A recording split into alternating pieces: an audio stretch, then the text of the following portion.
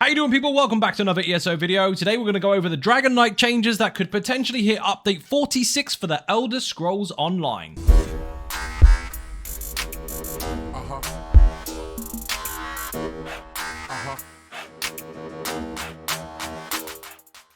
So, do we need to panic? Not really. The major skills themselves haven't really changed in their main functionality, although there's a couple of tweaks in some of them that you might be interested in. But overall, the Dragonknight has been altered for sustainability. Now, people mess this up quite a lot. The game is designed for you to take advantage of your own resource management. You can have high recovery if you want. You could have lots of return if you want from getting kills or just for attacking certain enemies. And you can also manage your resources with heavy attacks, and of course consumables, etc, etc. There's lots of ways to gain resources back. Now, generally speaking, lots of people want infinite recovery and infinite spamming. Well, if you put your foot down at full speed, you're going to run out of fuel. You need to maintain it. So, if you want to spam stuff all the time infinitely, you need to sacrifice some damage. If you want to have high damage, you need to sacrifice some recovery, and you get there. But the Dragonknight itself, in its base form, has had its passives altered. Slightly negatively in some lights, but positively in others. Now, the reason they've altered it is obviously subclassing is the thing. That is going to create some really, really wicked combinations, especially for damage output, recovery, etc, etc. So they want to make sure that they can find the balance there so things are still kind of OP, but not too much. Like, they don't mind a little bit of extra power, but if it's over the top, it's going to be the default and they don't like it. Now, that being said, they still want to make it so it's useful for people that are actually being nothing but a Dragonknight. So while some people feel like they've had their toys taken away from them, stay with me, there's a couple of perks you might like. So, first of all, combustion has been reduced. So, it did increase status damage from burning or poison by 50%, it's now 33. That is a reduction, but we are still the highest performing class when it comes to those damage types, and this type can now be added to other classes if you like. So technically speaking, the increase to status, chance, and damage on the Arcanist can be mixed with this, so you can further heighten that particular bonus. So you had to consider that. We're still the highest. Yes, it's a reduction for us overall, but we're still the highest regardless. But now, obviously, you can mix and match. Burn and poison status effects, if they are applied, we used to get 1,000 of both resources back once every 3 seconds. Stay with me here. Most people, not all, most people, and I can hear someone in the chat making up a build right now that they magically have saying that affects me really badly, they nerfed my build. No, stay with me. Most people don't apply status that often. Once every 3, 4, 5, maybe even 10 seconds, sure, but every 3 seconds is rare, so they wanted to make sure that that was the line. Yes, of course, you can apply them every one if you're really, really built for it, but let's face it, you weren't getting the bonus anyway. Now, while this looks like 423 instead of 1,000, which is a significant reduction of 577. They have altered both Burning Embers, well, Searing Strike, and also Fiery Breath. Specifically Noxus Breath. Most people, not all, they just considered the majority, use these two skills together. Regardless of their morph, they use these two skills together. Very, very long duration skills. Now, Burning Embers or Venomous Claw both apply a guaranteed burning or poison status on impact. But you're only getting it once. It's not every 3 seconds, you're getting it once, initially. So for 24 seconds now, you have a very slim chance to apply status in general from your actual damage that it does per tick, but you're guaranteed 1. Noxus Breath didn't guarantee any at all. What it would do is it would do poison damage over time. So yeah, of course, you could get status damage if you're lucky, but it was not going to happen like this is guaranteed. So you've got 2 skills over 24 seconds that one of them is guaranteed to happen. So you get 1k back. They changed Noxus Breath. On impact, you are guaranteed poison status on every single target, up to 6. So you're guaranteed on initial here, you're guaranteed on initial here. If, just spitballing here, if you were in the situation where you were utilizing one of these morphs, doesn't matter which, and Noxus Breath combined, before, you would have 24 seconds worth of 2 damage over time skills and one of them deliberately fire and status. So 1,000 back. Now you've got 2 skills, same duration, both guaranteeing status. If you can apply them 3 seconds apart, that would technically be over that period of time. Less than 1,000 by 154, but you'd still get 800 or so back, which is not completely out of the realms of imagination of sustainable in comparison. Yes, I know there's a bit of a backflip around it, but that is what they try to consider when they're balancing things out. They consider what the majority tend to use. Now, if you're not one of those people, just bear in mind, every 3 seconds you can fire the status bonus, and if you don't have that much status going on, you still will get recovery over time. Is it a drop? Yes, but it was a necessary one, and in return, they've added it to the Noxus Breath bonus. Now, what else did they do? To cover the loss with the amount of reduction to the proc itself, they have reduced the cost of Searing Strike, being a very common skill, and they've reduced the cost of Noxus Breath. And of course, if you've paid attention over time, you know that there is actually a morph for the whip that actually costs both anyway. So across these 3 skills, your resource management is actually still kind of semi-plateauing to where it was due to these slight alterations. Now again, if you've got passive bonuses for armor types and everything, you can further reduce these and so on and so forth. But it is a drop, but they've tried to balance it in the middle if you're using the Ardent Flame abilities rather than just taking advantage of just the passives alone. They want you to use actives and take advantage of the passives rather than just getting free shit. Now, Warmth has been altered as well, so technically speaking, where you lose in one area, you gain in another. So, if you do direct damage with an Ardent Flame ability, that means Flames of Oblivion, Fiery Grip, Noxus Breath on impact, Burning Embers on impact. If you do any damage with any of these, or the Whip, then you will do more damage with damage over time on that target.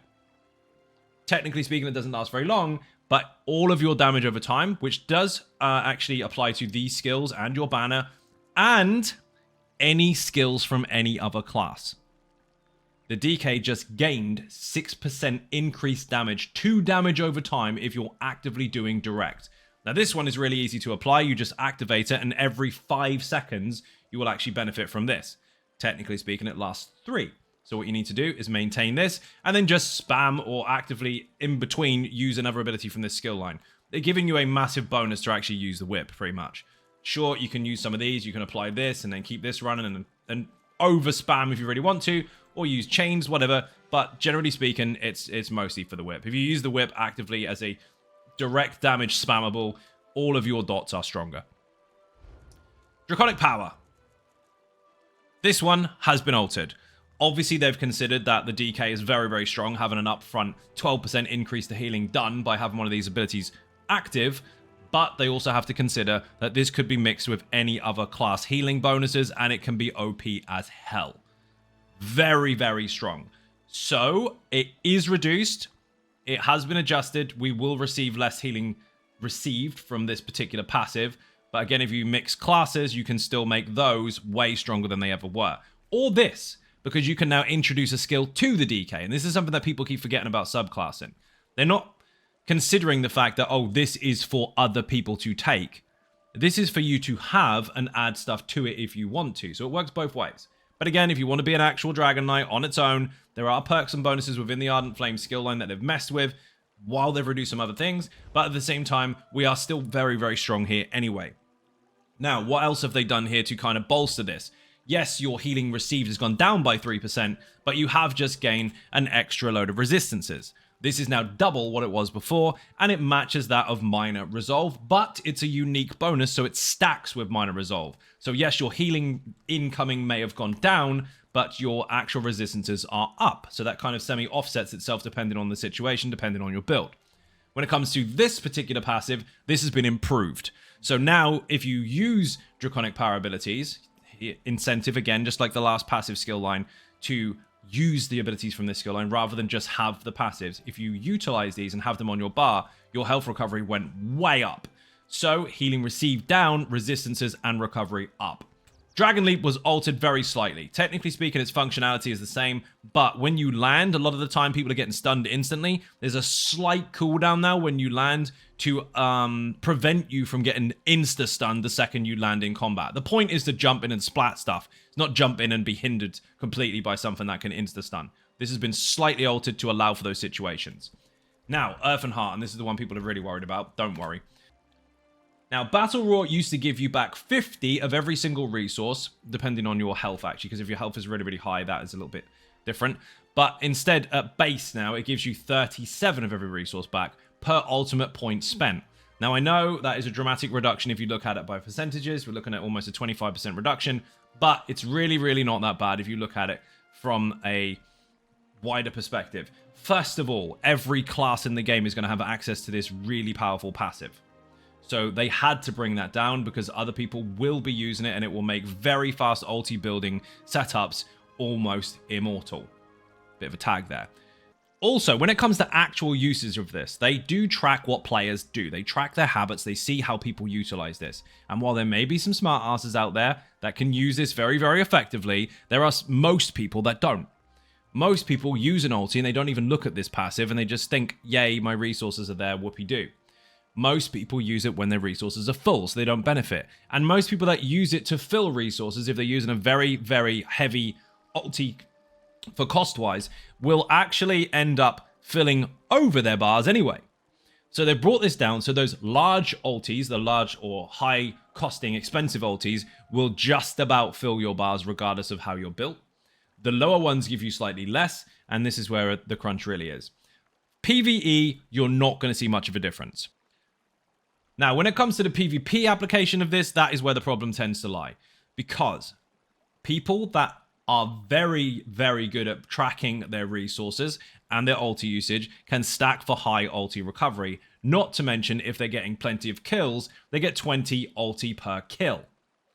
Which means your really cheap ultimates, like your Dragonknight, for example, which is 110 without any extra passive bonuses or set bonuses, can be built up really, really fast. In a large brawl, 5 people go down and it's your fault, you've got an ulti instantly. That's your resources back, and of course, you've knocked everyone around the room. If you're using the other version, you've got a damage shield, you get the idea. You can actually build up ulti so bloody fast, no one's ever going to get your resources down, and that is the major problem. They've altered this mostly to affect subclassing, just in case, because it might be slightly too strong, but above all, to make sure that DKs now actually have a slight weakness. Generally speaking, there are ways to build that will make any class almost immortal, but the DK is very copy and paste to be able to build ulti incredibly fast and just not run out. Any other class can obviously spam ultimates, but the DK is the only one that can actually benefit in resource management when that happens, so it's very hard to get someone down if they don't run out of juice. That also will be able to be applicable for any other class in the game now.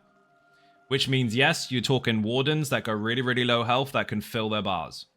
That is risky, and they had to bring it down. Again, whether that is actually that impactful or not remains to be seen. But wait, there's more.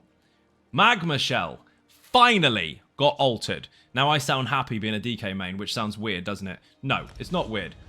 Corrosive armor was changed a long time ago, so you can't build ulti while you are inside that form. Much like the Necro transformation, much like the Vampire transformation.